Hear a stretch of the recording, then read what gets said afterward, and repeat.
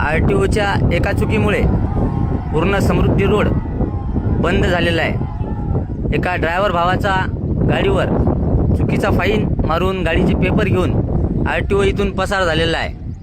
त्यामुळे या रोडला RTOने अशा फालतूगिरी करू नये, कारण इथे कोणता ड्रायव्हर काय करेल याचं काही सांगता येत नाही।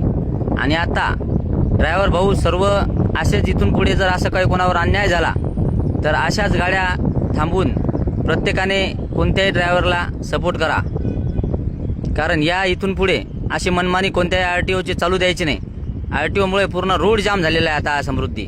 गडकरी साहेब, या RTOचं निलंबन झालं पाहिजे। RTOच्या एका चुकीमुळे पूर्ण समृद्धी रोड बंद झालेला आहे। एका ड्रायव्हर भावाचा गाडीवर चुकीचा फाईन मारून गाडीचे पेपर घेऊन RTO इथून पसार झालेला आहे। त्यामुळे या रोडला RTOने अशा फालतूगिरी करू